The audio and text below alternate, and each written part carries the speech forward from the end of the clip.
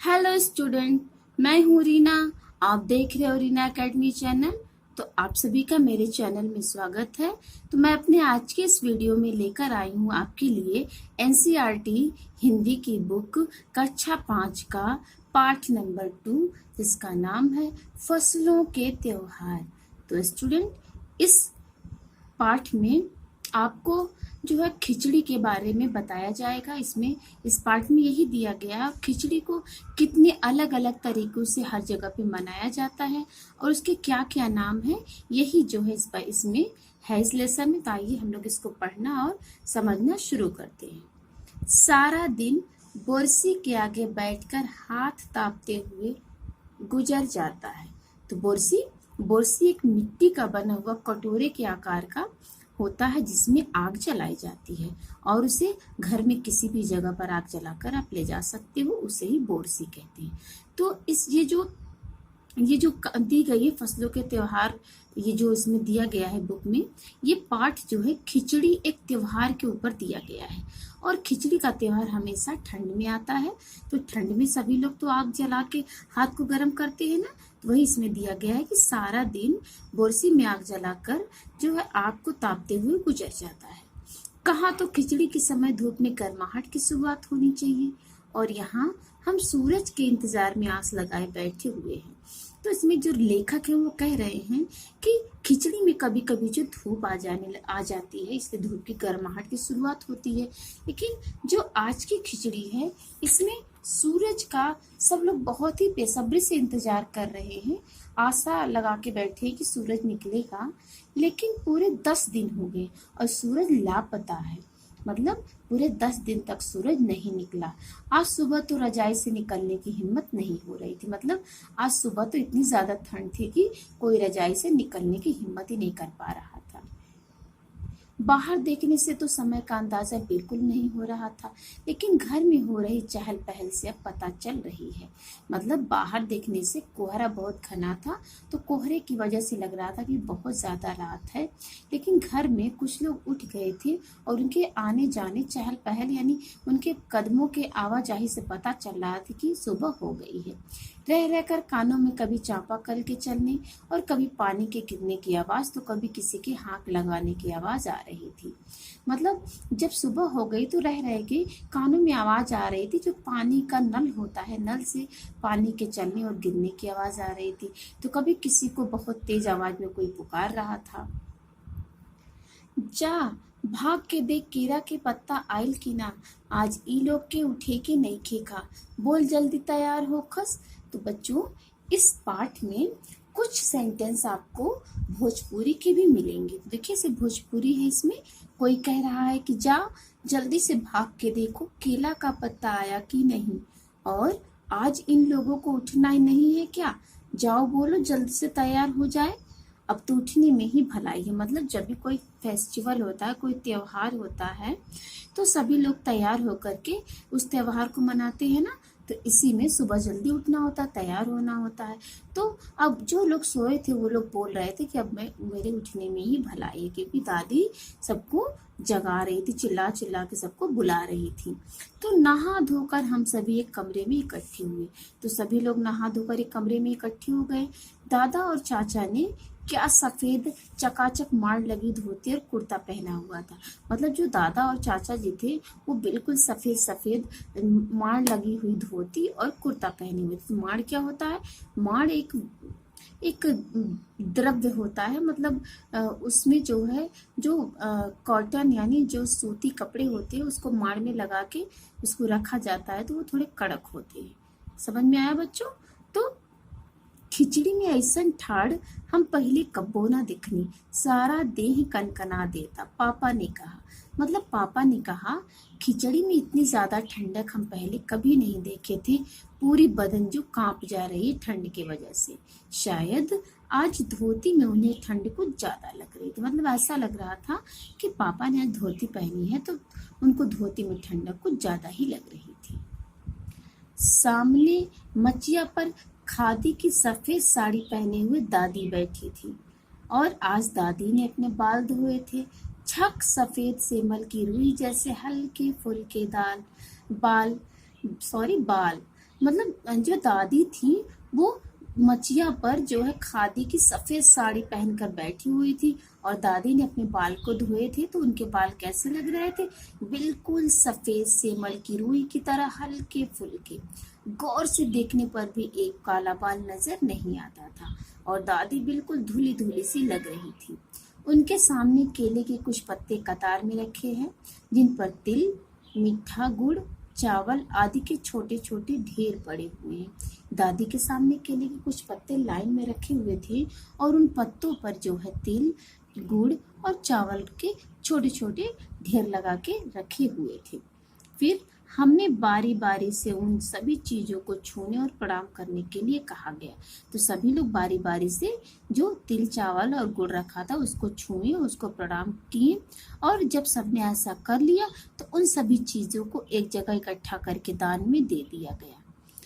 आज तो अप्पी दीदी अब बुरी फंसी। उन्हें न तो चूड़ा दही ही पसंद है और न ही खिचड़ी, पर आज तो फरमाइशी नाश्ता नहीं चलेगा।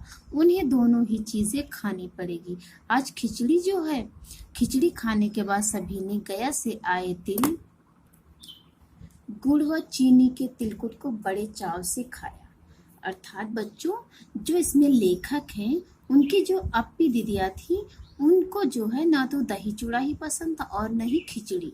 तो आज वो बहुत बुरे फंस गई थी, यानी उनका फरमाइशी नाश्ता आज मिलने वाला नहीं था। फिर इसके बाद सभी लोगों ने गया से गुड़, चीनी और तिलकुट आया था तो उसे सब लोग बहुत ही प्रेम से खाएं।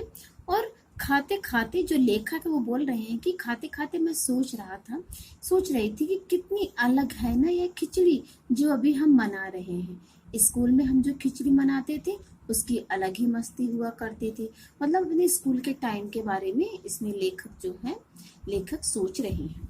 छुट्टी का दिन, नाव में बैठकर गंगा नदी की सैर और फिर टापू पर बालू में दौड़ते हुए पतंग उड़ाना या पतंग उड़ाने की कोशिश करना, कितना मजा आता था। इधर हम पतंग उड़ाते थे और वहीं थोड़ी दूर पर गुरुजी, विमला दीदा, आनंद जी, झिलमिट भैया सब मिलकर ईंट से बने चूल्हे पर बड़े बड़े कड़ाहों में खिचड़ी बनाते थे। हम भी बीच बीच में अपनी पतंगों को सुस्ताने का मौका देते हुए मटर और प्याज छीलने बैठ जाते। वैसी खिचड़ी फिर दोबारा खाने को नहीं मिली। वाकई ढंग कैसा भी हो, पर है ये खुशियों का त्योहार। मतलब जितने भी त्योहार आते हैं बच्चों, वो सभी किसी न किसी रूप में हमारे लिए खुशी लेकर ही आते हैं। तो यहाँ पे खिचड़ी का त्योहार है तो एक खिचड़ी का तरीका घर में कैसे मनाते हैं अभी हमने थोड़ी देर पहले उसको पढ़ा। फिर दूसरा तरीका लेखक के स्कूल में खिचड़ी को कैसे मनाते थे वहां भी हमने अभी इसको पढ़ा। अब आगे हम लोग इसको पढ़ते हैं। जनवरी माह के मध्य में यानी जनवरी महीने के बीच में भारत के लगभग सभी प्रांतों में फसलों से जुड़ा कोई न कोई त्योहार मनाया जाता है।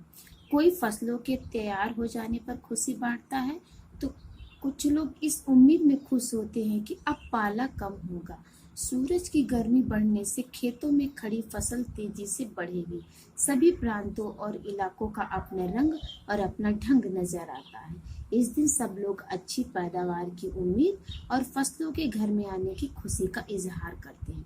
अर्थात बच्चों, जो जनवरी महीने के बीच में भारत के जो जितने भी प्रांत हैं, मतलब जितने भी स्टेट हैं, उस सभी स्टेटों में फसल से जुड़ा कोई न कोई त्योहार जरूर मनाया जाता है। तो कोई इसमें फसल के तैयार हो जाने पर खुशी मनाते और बांटने के लिए त्योहार मनाते हैं, तो कुछ लोग इस उम्मीद से खुश होते हैं कि अब पाला यानी ठंडक कम हो जाएगी और सूरज की गर्मी से जब ठंड कम हो जाती है, सूर्य की गर्मी पड़ती है तो खेतों में जो फसल रहती है वो बहुत तेजी से बढ़ने लगती है। तो इसलिए सभी प्रांतों में और इलाकों में अलग अलग रंग और ढंग से त्योहारों को मनाया जाता है और खुशी का इजहार किया जाता है। तो अब देखते हैं किस किस स्टेट में किस किस प्रांत में कौन कौन सा त्योहार मनाया जाता है। देखते हैं।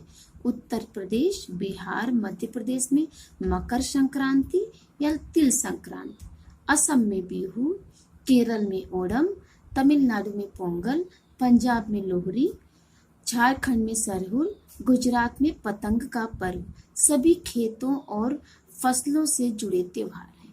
तो स्टूडेंट, यहाँ पे जितने भी त्योहार हमने अभी पढ़ा है ये सभी फसल और खेती से जुड़े हुए त्योहार हैं। तो ये जो भी त्योहार थे इन्हें जनवरी के मध्य अप्रैल तक अलग अलग समय मनाया जाता है। मतलब ये जो भी त्योहार इसमें दिए गए हैं, ये सभी त्योहार जनवरी महीने के 20 से लेकर अप्रैल तक अलग अलग तरीके से मनाया जाता है और अलग अलग समय में। तो झारखंड में सरहुल बड़े जोश और खरोश के साथ मनाया जाता है।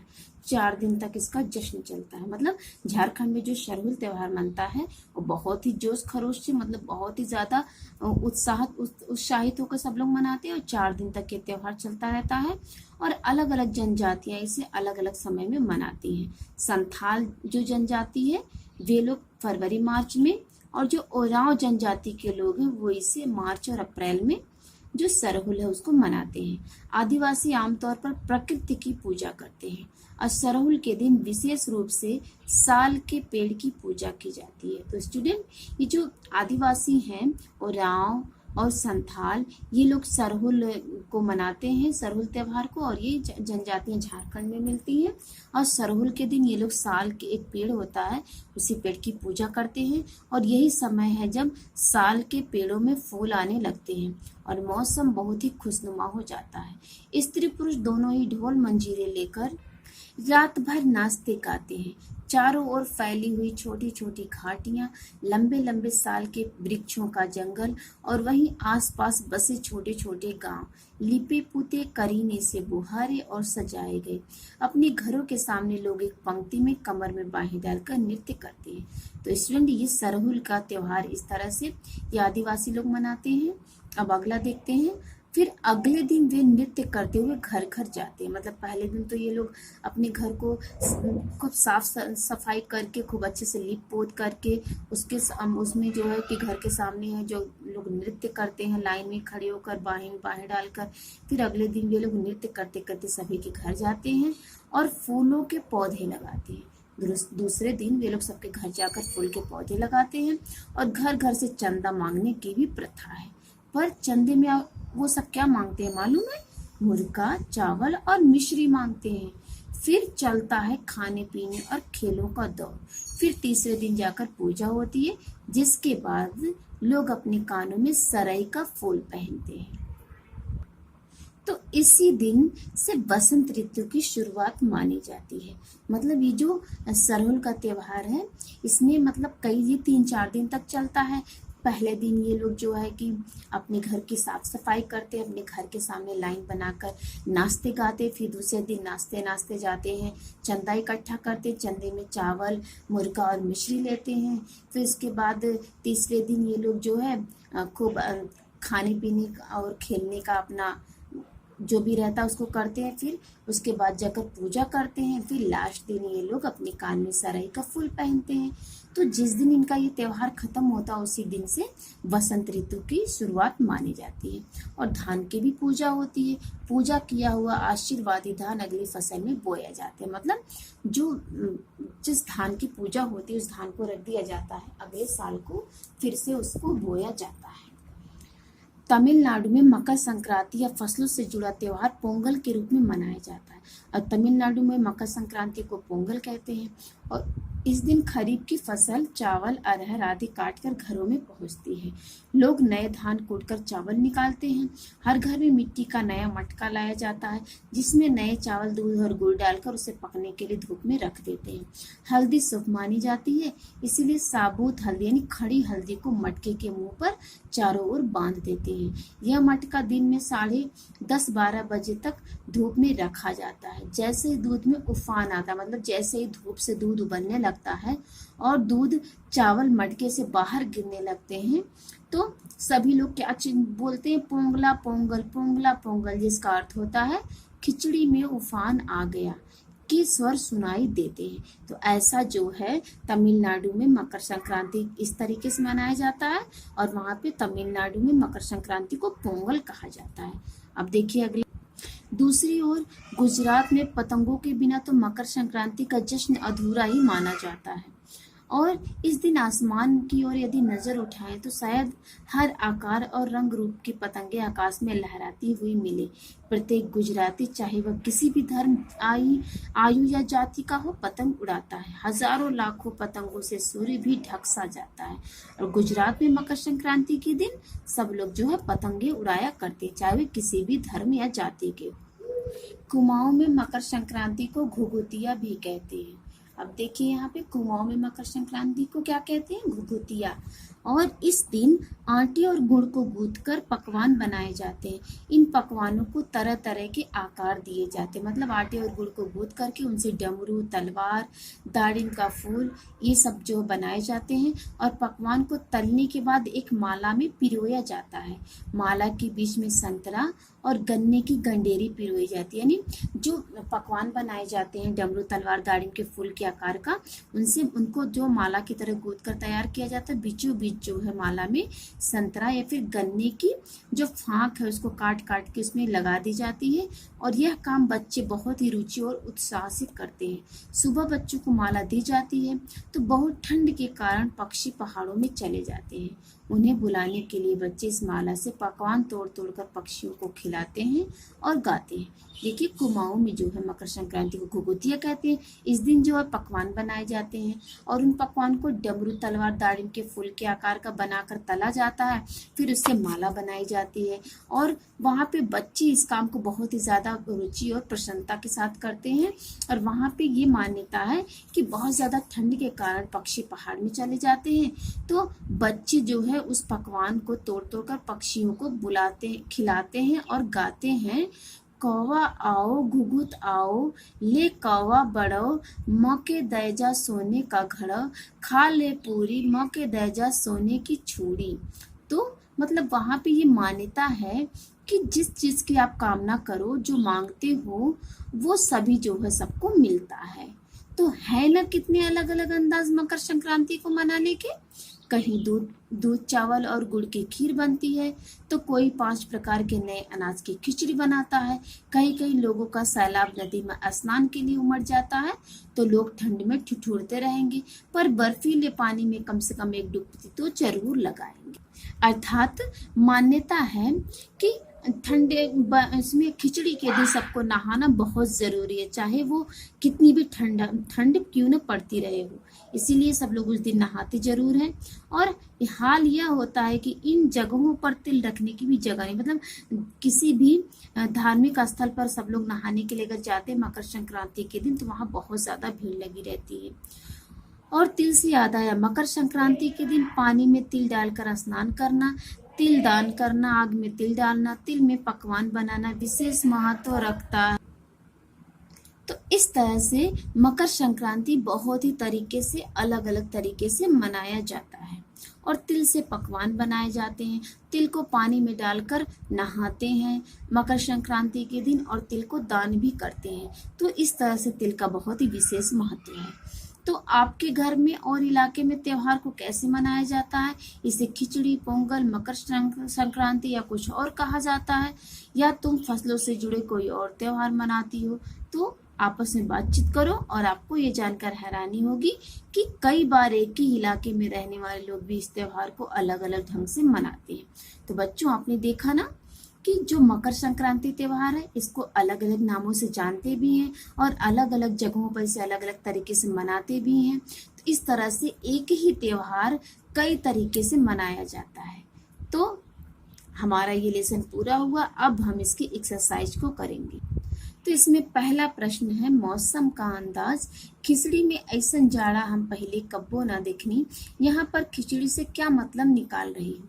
इसका उत्तर हो, यहाँ पर खिचड़ी से हमारा मतलब जनवरी माह में मनाया जाने वाला त्योहार मकर संक्रांति से है। ये इसका उत्तर होगा। अब अगला प्रश्न है, क्या कभी ऐसा हो सकता है कि सूरज बिल्कुल ही ना निकले? अगर ऐसा हो तो सर्वत्र अंधेरा छाया रहेगा, सभी जानवर व इंसान परेशान हो जाएंगे, कोई भी अपना कार्य नहीं कर पाएगा। ठीक है। अब देखिए अगला है, बाहर देखने से समय का अंदाजा नहीं हो पा रहा था। जिनके पास घड़ी नहीं होती वे समय का अनुमान किस तरह से लगाते हैं? तो इसका उत्तर होगा, बाहर घना कोहरा था, तभी समय का अंदाज नहीं हो पा रहा था, और जिनके पास घड़ी नहीं होती वे समय का अनुमान सूर्य की रोशनी से लगाते हैं। ये इसका उत्तर हो। अब देखिए नेक्स्ट है, तुम्हारी जुबान। आज ई लोग के उठे के नइखे का, जा भाग के देख कीड़ा के पत्ता आयल किना। इन वाक्यों को अपने घर की भाषा में लिखो। तो इसको अपने घर की भाषा में आप लिखेंगे, आज इन लोगों को उठना नहीं क्या। अब देखिए अगला क्या है, जाओ जल्दी देखो केला का पत्ता आया कि नहीं।